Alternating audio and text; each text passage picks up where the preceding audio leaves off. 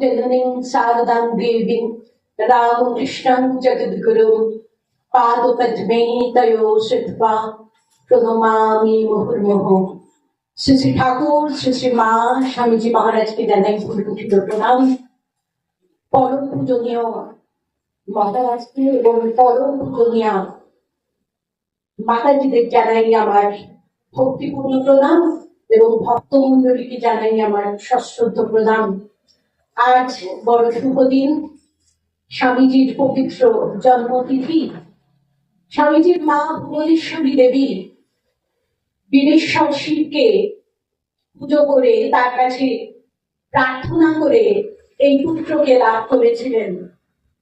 শিবের সম্বন্ধে একটি স্তোত্র আছে, তাতে বলা হয়েছে স্বয়ং মহেশ শ্বশুর নগেশ সখা ধনেশ তনয় গণেশ তথাপি ভিক্ষা তমেব সম্ভবরীয়সী কেবলম ঈশ্বর ইচ্ছা। অর্থাৎ শিবজি স্বয়ং মহেশ্বর, তার শ্বশুর নগেশ মানে হিমালয়, তার বন্ধু ধনেশ মানে ধনকুবের, ছেলে গণেশ যিনি সিদ্ধিদাতা, তারপরেও ঈশ্বরের ইচ্ছায় তাকে ভিক্ষা করতে হয়। এখানে শিবকে আমরা আমাদের ঘরের লোক বানিয়ে ফেলেছি। তিনি আর ভগবান নন। তার যদি মানব রূপটা দেখি তাহলে দেখা যাচ্ছে যার বন্ধু ধনকুবের, যার ছেলে কিনা সিদ্ধিদাতা, তাকেও ভিক্ষা করতে হচ্ছে, এটি সম্পূর্ণ ঈশ্বরের ইচ্ছায়। তার মানে ঈশ্বরের ইচ্ছাটাই একমাত্র বড় গতি। শ্রী মা বারবার বলেছেন, যা হয় না ধনে জনে তা হয় বিশেষ ক্ষণের গুণে। অর্থাৎ আমার অনেক ধন সম্পত্তি আছে, আমার অনেক লোক বল আছে, তাতেও কিছু হয় না, ক্ষণের গুণে হয় আর স্নান মাহাত্মে হয়। এই জন্যই তো কুম্ভতে এত লোক স্নান করতে যান। স্থান এবং ক্ষণ, এটার মাহাত্ম তারাই বোঝেন যাদের ঈশ্বরের প্রতি ভক্তি বিশ্বাস আছে। আধ্যাত্মিক গুরুরা বলেন যে সূর্যগ্রহণের সময় ওই মুহূর্তে জপ করতে হয়। ওই পিরিয়ডটায় গুরুর প্রতি আনুগত্য থাকলে তিনি করবেন, না থাকলে করবেন না। যদি বিশ্বাস না করেন তাহলে এই স্থান মাহাত্ম ক্ষণ মাহাত্ম কিছুই বুঝতে পারা যায় না। স্বামীজি প্রণাম মন্ত্রে বলা হয়েছে, নমশ্রী জ্যোতিরাজায় বিবেকানন্দ সুরায় সচ্চিৎ সুখ স্বরূপায় স্বামীনে তাপহারিদে। জ্যোতিরাজা মানে তিনি সন্ন্যাসী শ্রেষ্ঠ, এবং কেন তিনি অবতীর্ণ হয়েছেন? তাপহারিণে, সংসারের মানুষের দুঃখ কষ্ট দূর করতে তিনি অবতীর্ণ হয়েছেন। আমরা স্বামীজির ছোটবেলাটা যদি একবার মনে করি, সে উজ্জ্বল গৌর বর্ণ ছোট্ট ছেলেটা, মাথায় একলাস কালো ঝাঁকড়া চুল, মুখটা ভীষণ সুন্দর। যেই দেখে তার আদর করতে ইচ্ছে করে, সে সারা বাড়িতে কেবল ছুটে বেড়ায়। একদিন তো সেই ঠাকুর দালান থেকে লাফিয়ে এমন পড়লো নিচে যে তার মাথাটাই ফেটে গেল, ভীষণ রক্তপাত হয়েছিল। পরবর্তী সময় ঠাকুর শুনে বলেছিলেন, ভালো হয়েছে, কিছুটা শক্তি ক্ষয় হয়েছে। আমরা সারা জীবন চেষ্টা করি শক্তি সঞ্চয় করতে, আর স্বামীজির কিছুটা শক্তি ক্ষয় হয়েছে, তাতে ঠাকুর সন্তুষ্ট। পরবর্তীকালে যখন কোনো ছেলে রামকৃষ্ণ সঙ্গে যোগদান করবার জন্য আসতেন, তার মাথায় কাটা দাগ দেখলে প্রেমানন্দ মহারাজ বলতেন, এই সংসার দেখি দেখি, তোর কি মাথা ফেটে গিয়েছিল, কপালে দাগ আছে, তাহলে তুই স্বামীজির মতো ফেমাস হবি। তাই ছেলেটি এত দুষ্টুমি করে যে মা তাকে সামলাতে পারেন না, ঘরে বদ্ধ করে রাখেন। আর বীরে দেখেন রাস্তায় মানুষ বসে আছে, তাদের ভালো জামা কাপড় নেই, তিনি ছুঁড়ে ছুঁড়ে দেন ভালো জামা কাপড় সেই জানলা থেকে। শীত আমাদের আজকের আলোচ্য বিষয় তো শিব স্বামীজি। শিব এসেছিলেন পরহিতে, অর্থাৎ আনন্দের সঙ্গে নিজের প্রাণটা যিনি বিসর্জন দিতে পারেন তিনি হচ্ছেন শিব। পরহিত কলনায় যার জন্ম হয়, এটি হচ্ছে মানব থেকে শিবত্বের উত্তরণ। আমরা শুধু চাই যা পাই তা ধরে রাখতে চাই, দিতে চাই না, আর শিব সবকিছু দিয়ে দিচ্ছেন। আমরা যখন জন্মাই হাতটা মুখ করে জন্মাই, আমরা যেদিন এই পৃথিবী ছেড়ে চলে যাব সেদিন যেন আমাদের হাতটা খোলা থাকে। স্বামীজি বলছেন, দাও আর ফিরে নাহি চাও, থাকে যদি হৃদয় সম্বল। একটি ছেলে সর্বাঙ্গ সুন্দর, চোখ দুটো বড় বড়, একেবারে প্রস্ফুটিত পদ্মের মতো, সে ছুটছে সারা বাড়িতে, আর কচি কণ্ঠের হাসির রোল এই বারান্দায়, এই উঠোন সমস্ত পেরিয়ে যেন বাতাসে মিশে যাচ্ছে। ভুবনেশ্বরী দেবী তাকে ধরতে পারছেন না, তার দিদিরা ছুটছেন তাকে ধরবার জন্যে। আর দিদি কি করছে? সে দেখছে একজন সাধু তাদের বাড়ির কাছে এসে বলছেন, রিক্সান দেখি, ছোট্ট ভিড়ে শুধু প্যান্ট করা, তার কাছে তো আর কিছু নেই, সে কি দেবে? সে প্যান্টটা খুলে সাধুর হাতে দিয়ে দিগম্বর হয়ে ছুটে বেড়াচ্ছে। দিদিরা বলছে, তবে তো দেখো মজা তোকে। তখন বিলে সেই আবর্জনার স্তূপের উপর উঠে বলছে, দেখি কেমন ধরতে পারো। আমরা যারা শ্রী চৈতন্যের জীবন চরিত করেছি, আমরা দেখেছি যে শ্রী গৌরাঙ্গ ভীষণ সুন্দর দেখতে ছিলেন ছোটবেলায়। তিনি কি করতেন? তিনিও তো খুব দুষ্টু ছিলেন, গাছের উপর উঠে বসে থাকতেন। আর ব্রাহ্মণরা যখন গঙ্গা স্নান করতে আসতেন, তিনি দুটো নোংরা হাতে নিয়ে বসে থাকতেন, আর গঙ্গা স্নান করে যখন তারা উঠতেন তাদের গায়ে ছুড়ে দিতেন। এত রেগে একেবারে এটি মারি সেই মারি। তখন তিনি ওই আবর্জনার ঠিক স্বামীজির মতো স্তূপের উপর উঠে বলতেন, দেখি কেমন মারতে পারো।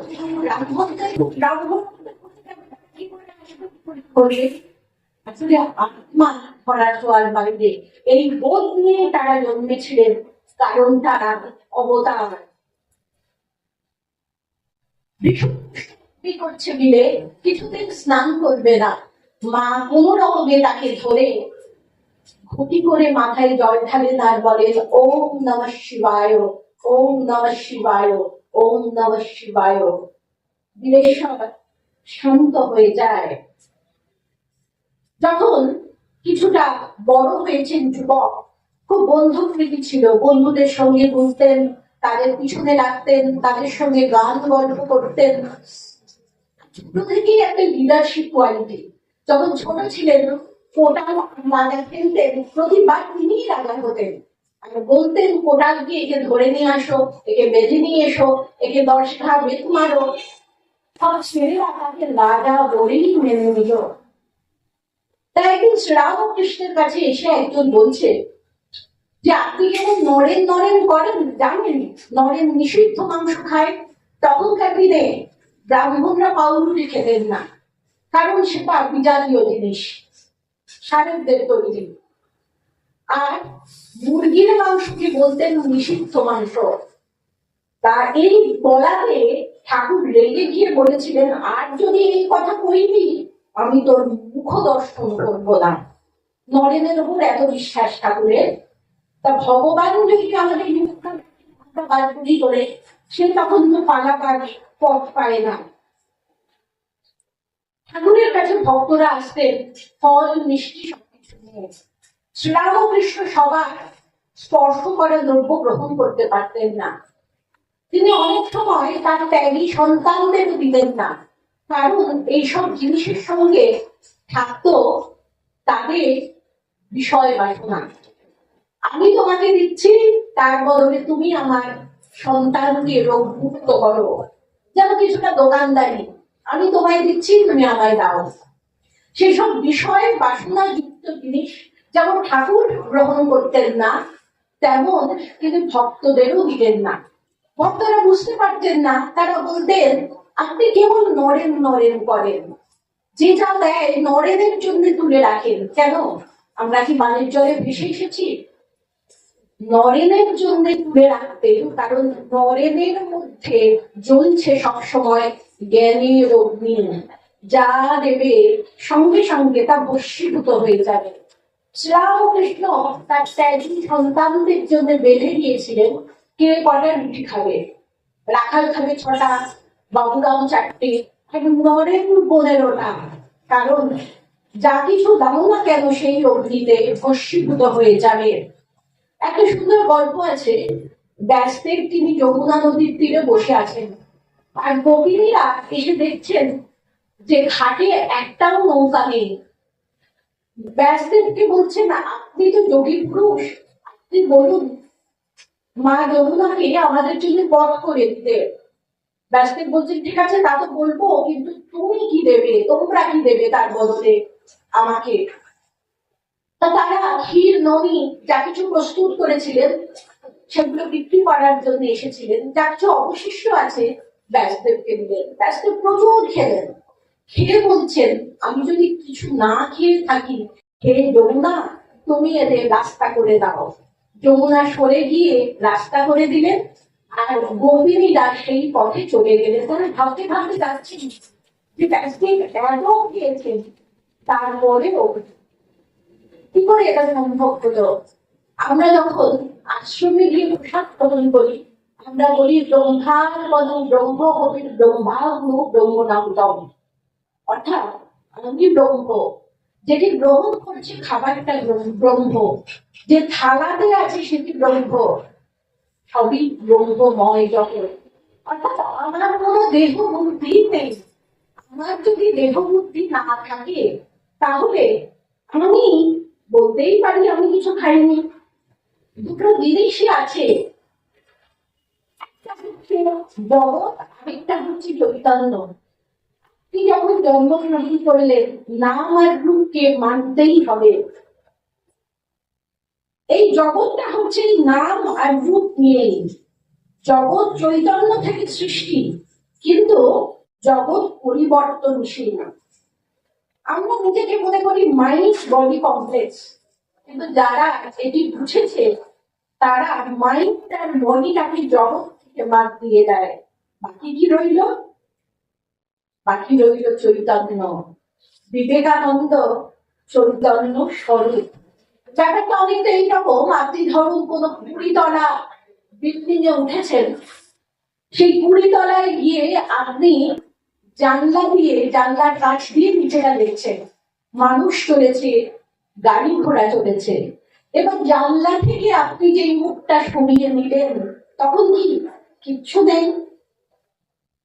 তাই এই জগৎটাও ওই রকম। যারা ব্রহ্মজ্ঞ পুরুষ তারা বুঝতে পারেন যে এই আছে, এই নেই। স্বামীজি যখন ছোট ছিলেন, তখন একবার বাবার সঙ্গে পুতুল কিনতে গেছেন। দেবদেবীর মূর্তি, তিনি রাম সীতার মূর্তি কিনে এনেছেন। এনে বাবাকে বলছেন সীতাকে, তার বাবা বলছেন সীতা হলেন রামের স্ত্রী।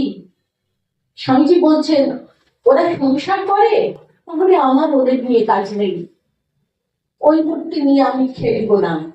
তার চাই শিবের ধ্যানের মূর্তি, বিশ্বং দর্পণ দৃশ্যমান নবনী।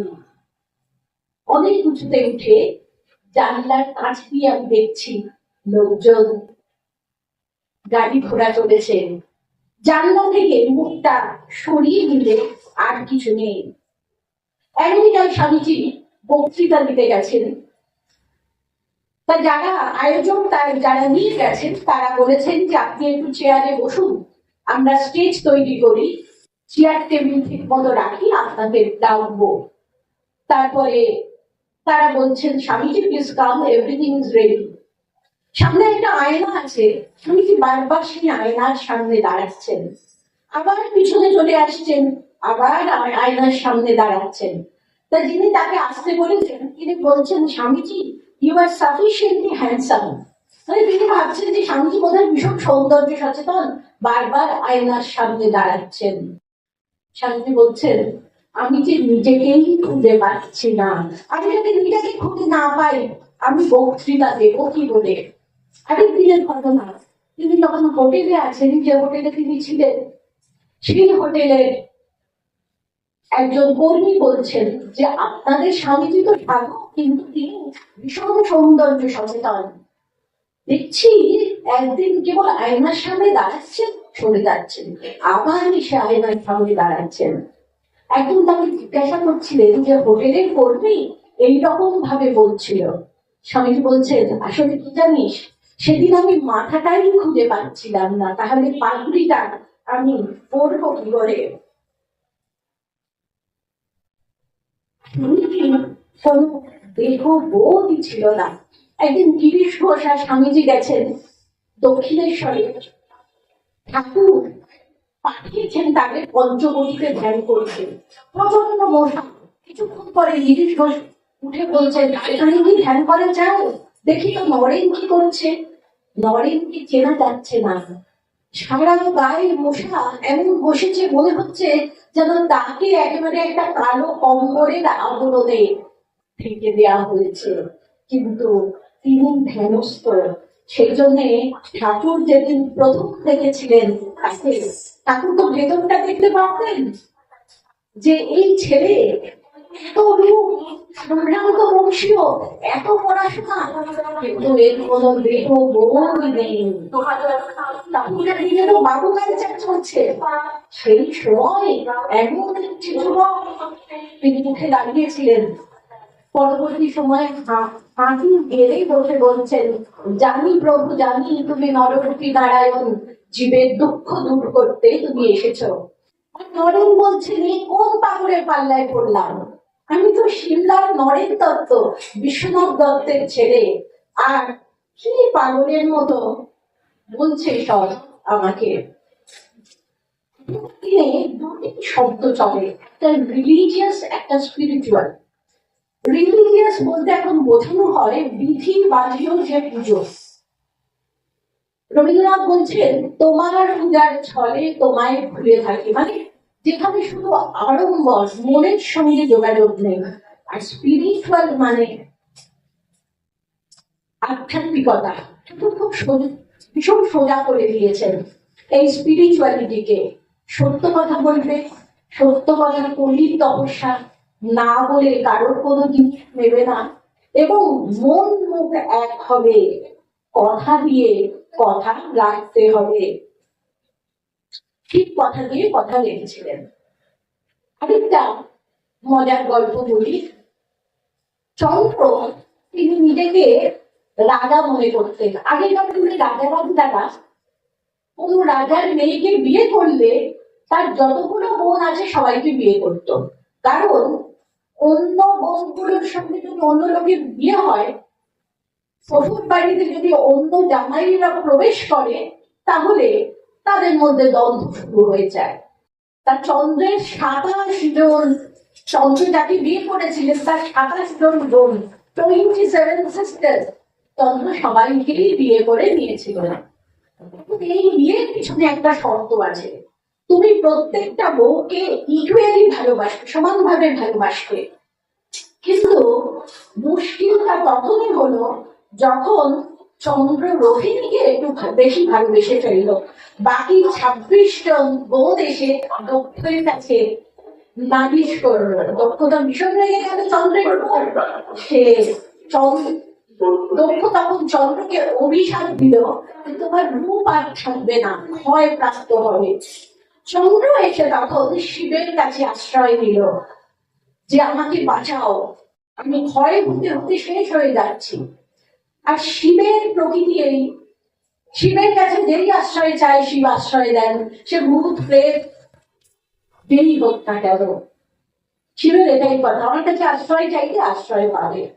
শিব কথা ডাকলেন, চন্দ্রকে আশ্রয় দিলেন। সবসময় দেখবেন শিবের মাথায় এক ফালি চাঁদ, পুরো চাঁদ নয়, কারণ দক্ষের অভিশাপে ক্ষয়প্রাপ্ত হয়েছে। এখন শিব তাকে শুধু আশ্রয় দিলেন না, একেবারে মাথার উপর আশ্রয় দিলেন, একেবারে মাথায় তুলে রাখলেন।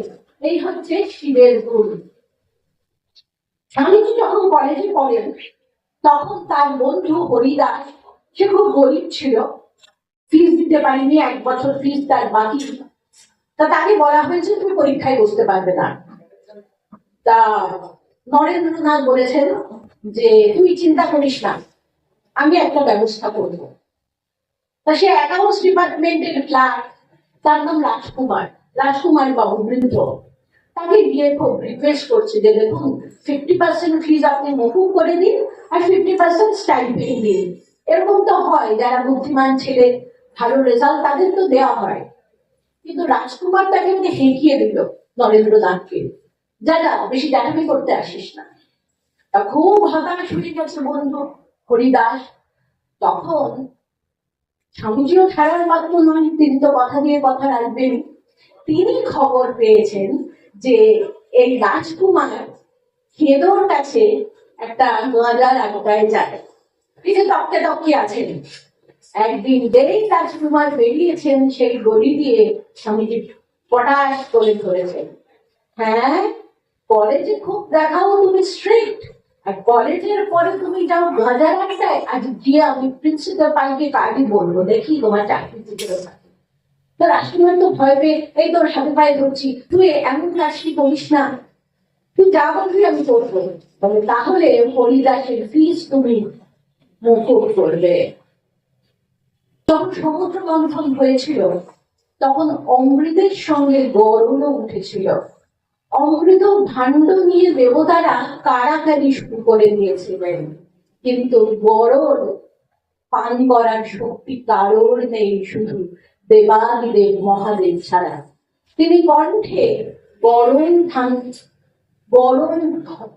ধারণ করে হয়েছিলেন নীলকণ্ঠ।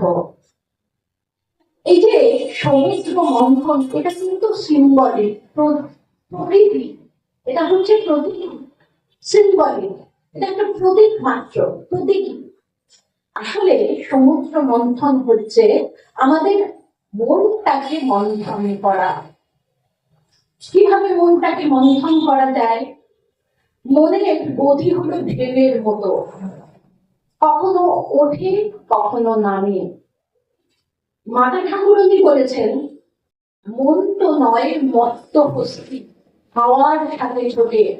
আর স্বামীজি আরো বাড়িয়ে বলেছেন, ড্রাঙ্কেন মানকি, একটা বাঁদর তো সবসময় বাদরামি করে, তাকে যদি আবার মদ খাইয়ে দেয়, সে যতটা বাদরামি করবে ততটাই চঞ্চল আমাদের মন। মা দুর্গা যেমন মহিষাসুরকে বধ করেছিলেন, মা জগদ্ধাত্রী তেমনি করিন্দ্রাসুরকে বধ করেছিলেন। করি শব্দের অর্থ হলো হাতি, অর্থাৎ মনরূপ হাতিকে যে নিয়ন্ত্রণ করতে পারে জগদ্ধাত্রী মা তাকেই কৃপা করেন। গিরিশ ঘোষ বলছেন, আমার একবার খুব অসুখ করেছে আর মনেরও পরিবর্তন হয়েছে, ঠাকুরকে আমি মানুষ জ্ঞানে দেখছি, ভগবান জ্ঞানে কিছুতেই দেখতে পাচ্ছি না। আমি তো ভাবছি আমার সর্বনাশ হবে। এই সময় রাখাল একদিন এলো, তাকে আমি সব কথা বললাম, শুনে রাখাল শুরু করে দিল। বললো, আপনার চিন্তা কেন, এত কেন চিন্তা করছেন? মনের গতি ঢেউয়ের মতো, আপনার মনটা নিচে নেমেছে, কারণ শক্তি সঞ্চয় করছে, সে আবার উপরে উঠবে। বলে যেই রাখাল চলে গেল, অমনি আমার মনটা উপরে উঠে গেল। আমি আবার শ্রীরামকৃষ্ণকে ভগবান জ্ঞানে দেখতে শুরু করলাম। এই যে ছোকরারা নরেন রাখাল, তাদের কেন এত মানি জানো? এই কারণে মানি। এটা হচ্ছে ভাব ট্রান্সমিশন, নিজের ভাবটা অন্যের মধ্যে প্রতিফলিত করা। ঠাকুর তো পারতেন, মাও পারতেন, স্বামীজিও পারতেন। স্বামীজি যখন বিদেশ থেকে ফিরেছেন তখন কায়রোর কাছে তিনি সঙ্গীদের নিয়ে হাঁটছেন, মানে জাহাজ থেমেছে, তিনি তখনও ভারতবর্ষে ফেরেননি, কায়রোর কাছে জাহাজ থেমেছে, তিনি সঙ্গী এবং সঙ্গিনী তাদের নিয়ে হাঁটছেন, ধীরে ধীরে হাঁটছেন। সঙ্গীরা অনেকটা পথ অতিক্রম করে এসেছে, হঠাৎ তারা বুঝেছে যে ভুল করে তারা পতিতা পল্লীতে চলে এসেছে। তত জোরে সম্ভব হেঁটে তারা সেই রাস্তাটা পার করছে এবং পরে বুঝছে যে স্বামীজিকে তারা ওখানেই রেখে এসেছে। স্বামীজি তো সঙ্গে নেই, কিন্তু পিছিয়ে গেছে। ফিরে দেখছেন স্বামীজি হাউ হাউ করে কাঁদছে, যেন একটি ব্যথিত পিতা। আর মেয়েগুলি যারা খুব চটুল, যারা সবসময় কথা বলে হাসে, তারা কেউ কাঁদছে, কেউ মাথা নত করে বসে আছে, কেউ স্বামীজির বস্ত্র খণ্ডটি হাতে নিয়ে চুম্বন করে বলছেন, তুমি পতিত পাবন নারায়ণ, আমাদের দুঃখ দূর করতে তুমি এসেছ। এই যে মা বলতেন যে জপ ধ্যান করতে হবে, জপ করলে মন পবিত্র হয়, আর ধ্যান করলে মন শান্ত হয়। আপনি ধ্যান করছেন, আপনার মনে একটা পজিটিভিটি আসছে, তখন মন থেকে যেটা বেরোচ্ছে সেটা অমৃত। অমৃত বেরোবার পরে যেটা বেরোচ্ছে সেটা গরল। এইটি হচ্ছে সমুদ্র মন্থন। প্রতিটি আমাদের মন নিয়ে যত কাজ, একটু যদি আমরা ধ্যান করি, যখনই লোকজন বলতে শুরু করে বাবা তুমি কত বড় আধ্যাত্মিক, আমাদের মনে অহংকারে জন্মায়, আমি তো আসে। মা বারবার নলিনী দিদিকে বলেছেন যে নলিনী প্রতিদিন তুমি প্রার্থনা করবি আমার যেন আমিত্ব না আসে। স্বামীজির কোনো আমিত্ব ছিল না, কারণ তার তো কোনো দেহ বুদ্ধি ছিল না। প্রশংসা হজম করা কিন্তু সহজ ব্যাপার নয়। সরজবালা দেবী বলছেন শ্রী শ্রী মা যে দেবী, আমরা বুঝতে পারি মা ঠাকুরের পূজা গ্রহণ করেছেন। যখন ঠাকুর অপ্রকট হয়েছে তখন তার নুন আনতে পান্তা ফুলের শাড়ি চিপটিয়ে পড়েন, তখনও তিনি অবিচল। হৃদয় নামের সমস্ত অপমান তিনি সহ্য করেছেন। আবার যখন ভক্ত জননী হয়েছিল, ভক্তরা ফুল বেলপাতা দিয়ে তার চরণ বন্দনা করেছেন, তখনও তিনি একইভাবে সাবলীল। একবার শ্রীরামকৃষ্ণ যাচ্ছেন, সঙ্গে যাচ্ছেন হৃদয় রাম। তিনি বলছেন মামা আমি তোমাকে এত সেবা করি, কিন্তু তুমি তো আমার জন্য কিচ্ছুটি করো না। কত মানুষ তোমার কাছে আসে, তাদের কত দর্শন হয়, আমার তো কিছু হয় না।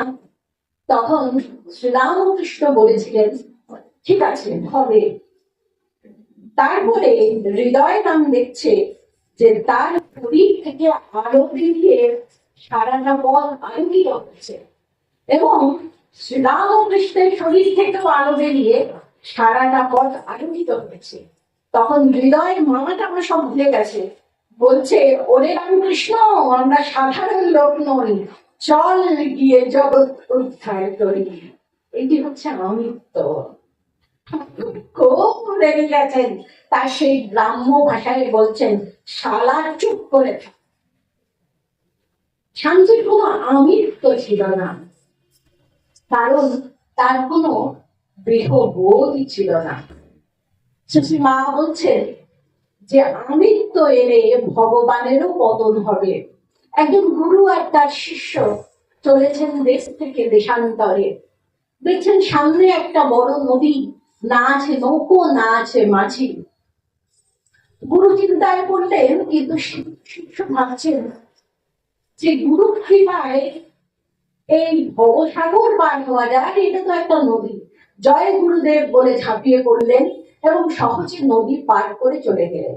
গুরু ভাবছেন ওরে বাবা আমার নামের এত মহিমা আমি তো জানি না। যেই জয় নামে বলে ঝাঁপ দিলেন অমনি তিনি একেবারে তলিয়ে গেলেন। স্বামীজি কোনো আমিত্ব ছিল না। আপনারা শিবের কথা ভাবুন, যিনি দেবতার দেবতা, তিনি একটা কি পরে আছেন বাচ্চা। স্বামীজি তিনি সমস্ত প্রশংসা হজম করতে পারতেন। রাজপুতানে যখন ঘুরছেন দেখছেন একটা ঝুপড়িতে একজন বৃদ্ধা বসে আছেন, তিনি লিট্টি বানাচ্ছেন। তা স্বামীজি গিয়ে বলছেন দিদিমা তুমি কি করছো? বলছে লালা তুই লিট্টি খাবি নে। তা দুজন বসে খুব লিট্টি খেয়েছেন।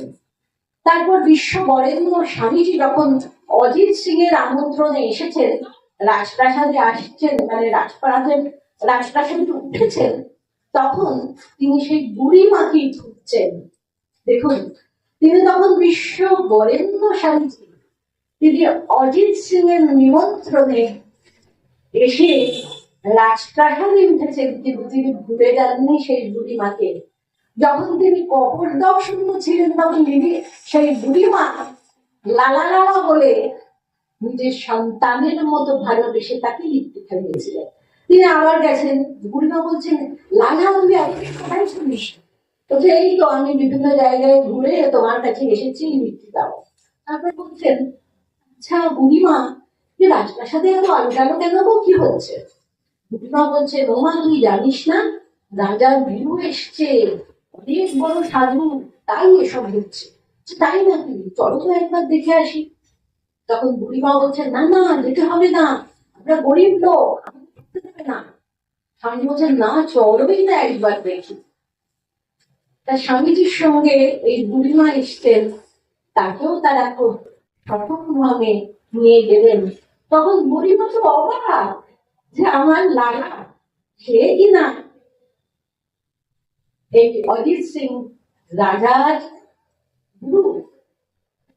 আগে নাকি যখন অখণ্ডানন্দ বিহার স্বামীজি পরিব্রাজক রূপে ঘুরছেন, বেশিরভাগ দিন তো খাওয়া জুটতো না, খালি পায়ে হাঁটা, অনেক সময় সেই রোদের মধ্যে স্বামীজি মাথা ঘুরে পড়ে গিয়েছিলেন। তখন একজন শশা বিক্রেতা তাকে শশা দিয়েছিলেন, সেই শশাটি খেয়ে তার জ্ঞান ফিরেছিল। এবার আলমোড়াতে গেছেন, ভাষণ দিচ্ছেন বিশ্ব বরেণ্য স্বামীজি, বিশ্ববিজেতা। হঠাৎ দেখছেন দূরে সে মুসলমান লোকটি দাঁড়িয়ে আছে। স্বামীজি তাড়াতাড়ি ডায়াস থেকে নেমে, সেই লোকটি যাবে না, তাকে জোর করে নিয়ে এসে স্টেজে তুলে বলছেন, জানেন একদিন এই লোকটি কিন্তু আমাকে শশা খাইয়ে আমার প্রাণ বাঁচিয়েছিল, যা কিছু হয়েছে সবের জন্য কৃতজ্ঞতার ধর্ম, মানে যেন এই লোকটির জন্য তিনি বিশ্ব বিজয় করেছিলেন। আর ক্ষমাশীলতা, তার তো কোনো তুলনা নেই। স্বামীজি সে বিদেশে গিয়েছিলেন, কত যে কষ্ট করেছেন, সবকিছু করেছেন তো ভারতবর্ষের জন্য, কিন্তু দুর্ভাগ্যবশত ভারতবর্ষের মানুষই তাকে ভুল বুঝেছিলেন। তখনকার দিনে এখানে শুধু পাওয়া যেত পাউরুটি, বিফ আর মদ, কিন্তু বিফ আর মদ খেতেন না, দিনের পর দিন শুধু জল আর পাউরুটি খেয়ে থেকেছেন। পরবর্তী সময় তাকে কয়েকজন ভক্ত চাল দিয়েছিলেন, তিনি ভাত ফুটিয়ে নিচে খেতেন লঙ্কা দিয়ে, ঝাল লাগবে, কিছুটা ভাত খাওয়া হয়ে যাবে।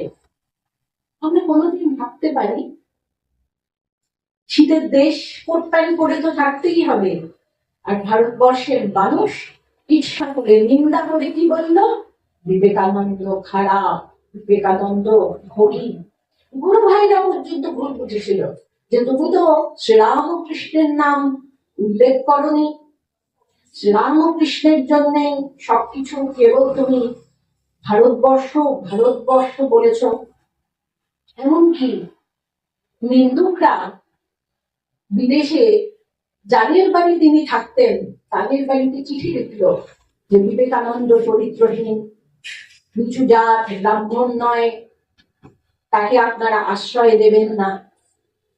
তারা এইসব চিঠি পড়ে ছিঁড়ে ফেলে দিয়েছিল। স্বামীজিকে তারাই বুঝেছিলেন আগে, বিবেকানন্দ এখানে নয় ওখানে পরিচিতি পেয়েছিলেন আগে।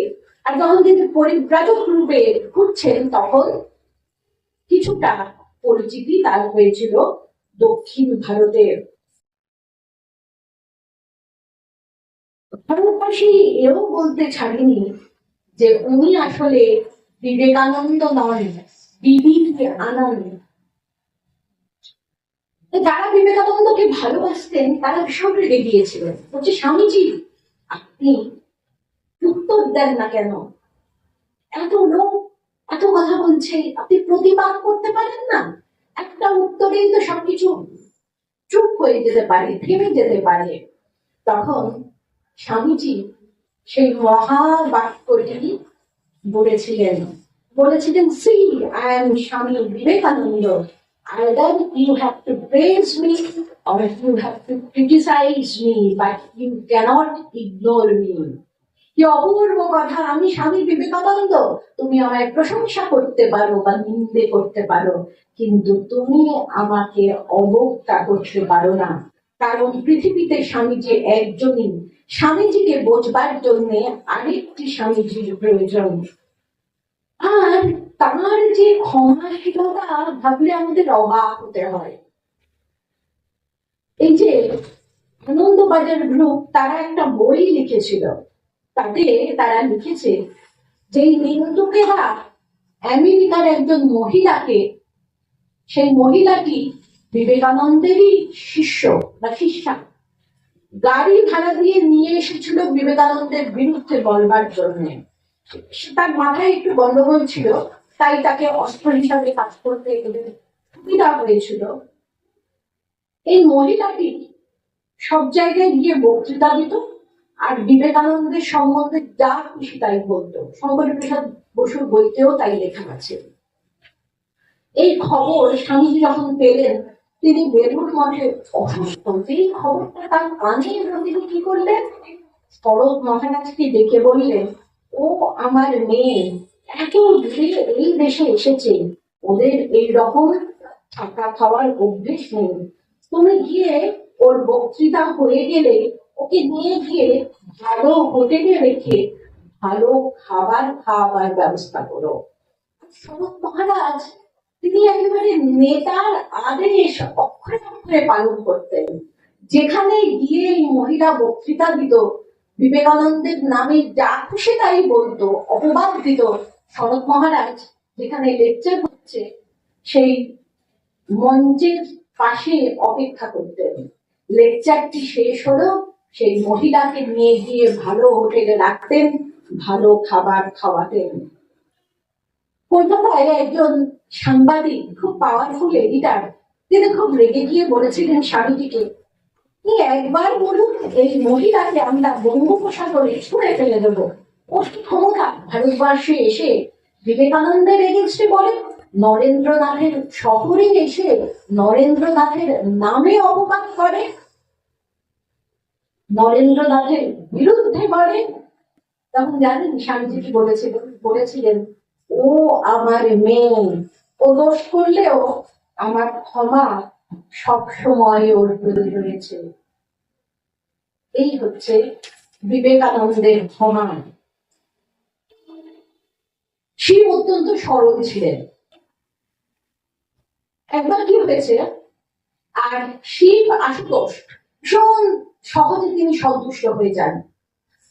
তা একজন দৈত্য সেই কথা জানেন যে শিব মাথা পেতে বেলপাতা নেন, তিনি একমাত্র ভগবান যিনি ভক্তের কাছে মাথা পাতেন, আর যেই বেলপাতা দেয় তারই প্রতি খুব সন্তুষ্ট হয়ে যান। তা সেই দৈত্যটা জানে সে শিবের মাথায় বেলপাতা দিয়েছে, আর কেউ বেলপাতা দিলে শিব বলেন, বলো কি বর চাই। তা সেই দৈত্যটা এত দুষ্টু, সে শিবের মাথায় বেলপাতা দিয়েছে। তা শিব বলছেন, বলো কি বর চাই। তা সেই দৈত্যটা বলছে, এই বর চাই, আমি যার মাথার উপর হাত রাখবো সেই বশীভূত হয়ে যাবে। সবার ক্ষেত্রে শিব তথাস্তু বলেন, এই ক্ষেত্রেও তিনি বলেছেন তথাস্তু। যেই তথাস্তু বলেছেন অমনি সেই দৈত্যটা শিবের মাথার উপর হাত রাখছে। আর শিব বলছেন, বড় কি। সেই দৈত্যটা বলছে, আপনার বরটা ঠিক ঠিক কাজ করছে কিনা আমি একটু টেস্ট করে নিচ্ছি। শিব তখন ছুটছে, পিছন পিছন দৈত্যটা ছুটছে। বিষ্ণু ছিলেন খুব স্ট্রং অ্যাডমিনিস্ট্রেটর। বিষ্ণু দেখছেন শিব ছুটে ছুটে আসছে। বিষ্ণু বলছে, কি হয়েছে দেবাদিদেব মহাদেব, আপনি ছুটছেন কেন? তখন শিব বলছেন, এইরকম ঘটনা ঘটেছে। তখন বিষ্ণু বলছেন, আপনি লুকিয়ে পড়ুন, আমি সামনে নেব। তা দৈত্যটা হাঁপাতে আসছে। তা বিষ্ণু বলছেন, কি ব্যাপার, তুমি হাঁপাচ্ছ কেন? বলছে, আমি শিবকে খুঁজছি। কেন শিবকে খুঁজছেন? না, তিনি আমাকে বর দিয়েছেন যে আমি যার মাথার উপর হাত রাখবো সেই ভস্য হয়ে যাবে। তা শিবের বর দেওয়া জিনিসটা আমি শিবের মাথার উপর হাত রেখেই টেস্ট করবো। তখন বিশ্ব বলছে, শিবকে এখন পাবো কোথায়, সে কোথায় গিয়ে লুকিয়েছে? তার থেকে ভালো কথা আমি বলি, তোমার মাথাটা তো সামনে আছে, তুমি তোমার মাথায় হাত থেকে পরীক্ষা করে নাও না বরটা ঠিক কিনা।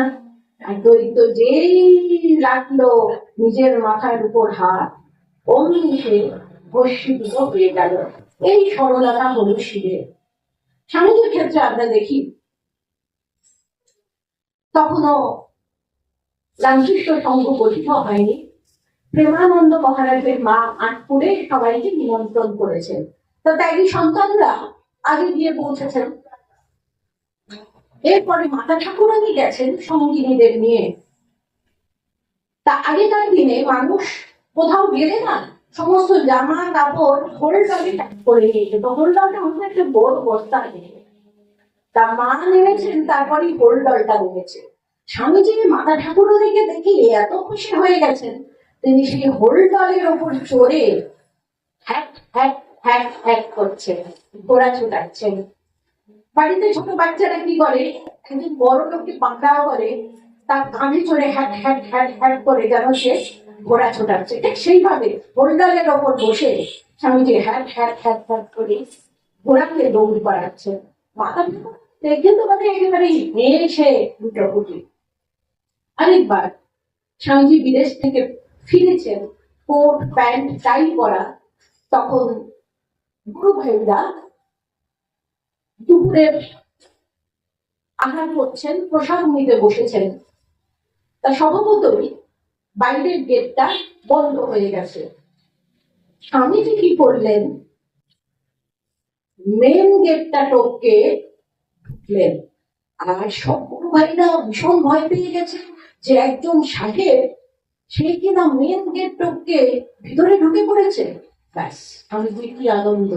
গুরু ভাইদের কেমন ঠকিয়েছি, গুরু ভাইদের কেমন বোকা বানিয়েছি, কি ঠকালাম বলতে তোকে, কি বোকা বানালাম।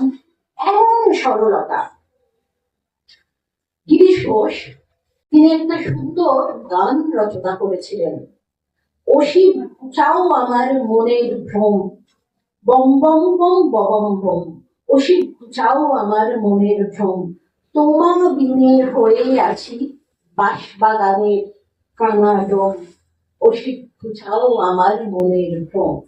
বাঁশবাগানে ঢোকা ভীষণ শক্ত, বাঁশের কঞ্চিগুলো গায়ে বেঁধে। তারপর বাঁশবাগানে শিয়াল থাকে, সাপ থাকে। কেউ যদি একবার কোন রকমের বাঁশবাগানে ঢুকে পড়ে, সে বেরোতে পারে না, যতক্ষণ না কেউ সাহায্য করে তাকে নিয়ে না বের করে। তা বাঁশবাগানের কানা ডোম, আমি বাঁশবাগানে ঢুকে পড়েছি, তার উপর আমি কানা, ভালো দেখতে পাচ্ছি না, আমি কি করে বেরোবো? এবং তার উপর আমি ডোম, অস্পৃশ্য, কেউ তো সাহায্যের হাত বাড়িয়েই দেবে না। আমরা কিন্তু প্রত্যেকে বাঁশবাগানের কানা ডোম। ভগবান ছাড়া কেউ আমাদের সাহায্য করতে কখনোই পারবে না। আমরা যে কত অসহায়, বাঁশবাগানের কানা ডোমের মতো। বাঁশবাগানে ঢুকে পড়েছি, কঞ্চি লেগে রক্তাক্ত হচ্ছি, সাপ আছে, শিয়াল আছে, আমি কানা, আমি চোখে ভালো দেখতে পাই না। তারপরে আমি ডোম, আমি অস্পৃশ্য, কেউ বাইরে থেকে এসে আমাকে উদ্ধার করবে না। গিরিশ ঘোষের ভাব, তার ভাষা, যেমন শ্রীরামকৃষ্ণ সম্পর্কে বলা হয় উপমা শ্রীরামকৃষ্ণ। শ্রীরামকৃষ্ণ যেমন উপমা দেন, কেউ কখনো দিতে পারবে না। আর শুধুমাত্র ভাষা নয়, ভাবটা দেখুন কি শরণাগতির কথা তিনি বলেছেন। এবং আমরা জানি যে গিরিশের কাছেই কিন্তু ঠাকুর এবং মা আত্মপ্রকাশ করেছিলেন।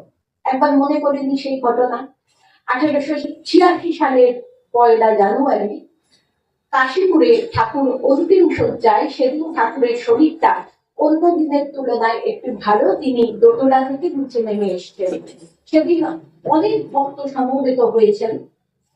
গিরিশ ঘোষ ঠাকুরকে দেখে প্রণাম করবার জন্য যেই এগিয়ে এলেন, ঠাকুর বললেন, যে তুমি যে এত বলে বেড়াও, তুমি কি বোঝো? অর্থাৎ গিরিশ ঘোষ বলে বেড়ান যে শ্রীরামকৃষ্ণ অবতার। তখন গিরিশ হাঁটু গেড়ে বসে হাত জোর করে বলেছিলেন, ব্যাস, বাল্মীকি যার রক্ষা করতে পারে না, আমি তার সম্বন্ধে অধিক কি বলবো।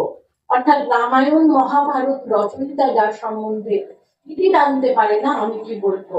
ঠাকুর সমাধিস্থ হলেন এবং বললেন, আশীর্বাদ করি তোমাদের চৈতন্য হোক। লীলাকৃষ্ণ প্রকাশ শরৎ মহারাজ বলেছেন এই ঘটনাকে আত্মপ্রকাশে অভয় প্রদান। তিনি যে ভগবান শ্রীরামকৃষ্ণ আত্মপ্রকাশ করলেন এবং অভয় দিলেন। কি অভয়? যে আমরা সবাই অমৃতের পুত্র, এটা যেন বোধে বোধ হয়, আমরা চৈতন্য স্বরূপ। এবার মাতা ঠাকুরদের কথা ভাবুন। মাতা ঠাকুরনি কে গিরিশ ঘোষ জিজ্ঞাসা করেছিলেন, তুমি কেমন মা? মা বলেছিলেন, আমি সত্যিকারের মা, আমি কথার কথার মা নই, পাতানো মা নই, সত্য জন্ম। এটাও কি আত্মপ্রকাশে অভয় প্রদান নয়? কেন করেছিলেন?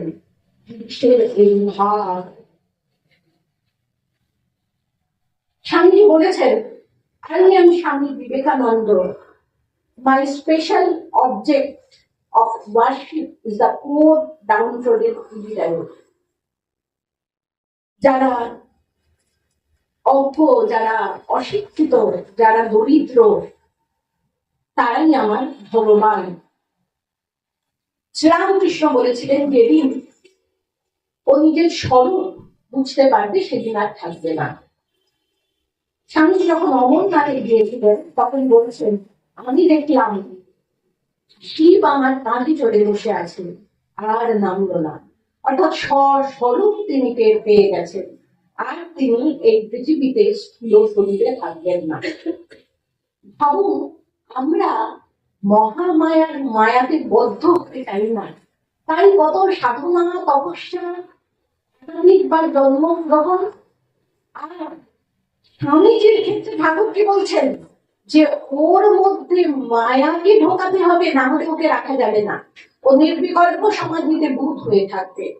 বলা হয় দুজন, একজন হচ্ছেন নাগ মহাশয়, যিনি দিদি ছিলেন, কিন্তু তাকে বলা হয় সাধুনাথ মহাশয়, এবং স্বামীজি। এই দুজনকে মহামায়া বন্ধ করতে পারেনি। নাগ মহাশয় এত দীনতা তার, তিনি মহামায়ার সেই দড়ির মধ্যে থেকে স্লিপ করে বেরিয়ে আসেন। আর স্বামীজি এত বিরাট, এত বিশাল, যে মহামায়ার দড়িতে কম হতে চায়। স্বামীজিকে কিভাবে তাহলে তিনি রাখবেন? স্বামীজি যদি সবসময় নির্বিকল্প সমাধিতে ভূত হয়ে থাকেন, তাহলে শ্রীরামকৃষ্ণের পারপাস তো ফুলফিল হবে না। তাই শ্রীরামকৃষ্ণ একটি লীলানাট্য তৈরি করলেন। বিশ্বনাথ দত্ত গত হয়েছেন, তিনি যাদের আশ্রয় দিয়েছিলেন তারাই বিরোধিতা করছে, মামলা মোকদ্দমা চলছে, তাদের বাড়ি থেকে বহিষ্কারের চেষ্টা চলছে। বাবা মায়ের, মানে বাবা তো চলে গেছেন, মা ভাই বোনেদের মুখে অন্ন নেই, মায়ের ছিন্ন বস্ত্র।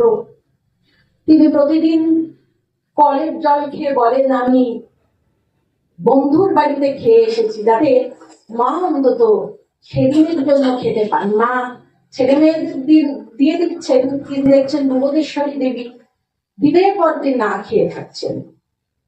বিশ্বনাথ দত্ত তো খুব দাতা ছিলেন, তাকে সবাই বলতেন যে আপনি কোনো টাকা জমালেন না আপনার ছেলেদের জন্য? বলে, কেন জমাবো? আমি ছেলেদের ভালো খাবার দিচ্ছি, তাদের ভালো শিক্ষা দিচ্ছি, বই কিনে দিচ্ছি, তাদের মস্তিষ্ক আর শরীর যাতে গঠিত হয়, তাদের জন্য কেন জমাবো?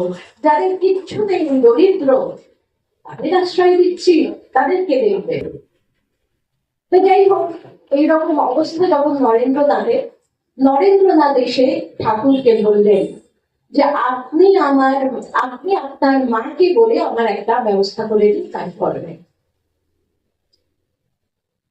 বলছেন, তুই তো আমার মাকে মানিস না, আমি কেন বলবো? যা, তুই গিয়ে বল। আজকে তুই মায়ের কাছে যা চাইবি তাই পাবি, গিয়ে বল একটা কাজকর্মের ব্যবস্থা করে দিতে, আজ মঙ্গলবার, অমাবস্যা। স্বামীজি তিনবার গেলেন নরেন্দ্রনাথ, কিন্তু জ্ঞান ভক্তি বিবেক বৈরাগ্য ছাড়া কিছুই চাইতে পারলেন না। কিন্তু সেদিন একটা ঘটনা ঘটেছিল। তিনি মৃন্ময়ী কালী নয়, চিন্ময়ী মাকে দর্শন করেছিলেন। সেই দিন থেকে মা কালী তার সত্তায় মত করেছিল এবং শ্রীরামকৃষ্ণ ভীষণ খুশি হয়েছিলেন। যাকে পান তাকেই ডেকে ডেকে বলেন নরেন কালী নেমেছে। লীলা সংবরণের আগে স্বামীজি বলছেন, ওই বেটিকে আর দেখতে পাই না, ওই কালো মেয়েটি আমার হাত ছেড়ে দিয়েছে। তখন সবাই ভাবছেন এবার বোধহয় তাহলে স্বামীজির দেহ রক্ষার সময় এসেছে। শ্রীরামকৃষ্ণ বলতেন তিনি কখনো গয়া আর জগন্নাথ পুরীতে যাবেন না, কারণ বিশ্ব ভগবান তার বাবাকে স্বপ্ন দিয়েছিলেন যে আমি তোমার ঘরে পুত্র হয়ে যাচ্ছি। যার যেখান থেকে উৎপত্তি সে সেখানে গেলে শরীর থাকে না। তাই চন্দ্রমণি দেবীর যখন দেহ রক্ষা হয়েছিল তখন মাতা ঠাকুরানী গিয়ে পিণ্ডদান করেছিল। পুরীতেও তাই, পুরীতে যখন তিনি গিয়েছিলেন ঠাকুর অপ্রকট হলে তখন ঠাকুরের পটটা নিয়ে গিয়েছিলেন, ছবিটা দেখাচ্ছেন, ঠাকুর দেখো ইনি জগন্নাথ। মাতা ঠাকুরানী যখন কাশীতে গিয়েছিলেন তখন কাশী বিশ্বনাথের আরতি দেখে, মা অন্নপূর্ণার আরতি দেখে যখন তিনি ফিরছেন তখন লাটু মহারাজ বলছেন যে মা এত জোরে কোনোদিনও হাঁটেননি, হন হন করে হেঁটে তিনি বাসায় ফিরে এলেন। মা তো লজ্জাবতী, সারা শরীর তিনি কাপড়ে আবৃত করে রাখতেন, বড় ঘোমটা দিয়ে গোলাপ মায়ের হাত ধরে আস্তে আস্তে নামতেন ঘোড়ার গাড়ি থেকে। এটা কিন্তু আমরা জানি। খুব আস্তে কথা বলতেন বিষয়ে। তিনি মা লাটু মহারাজের সাথে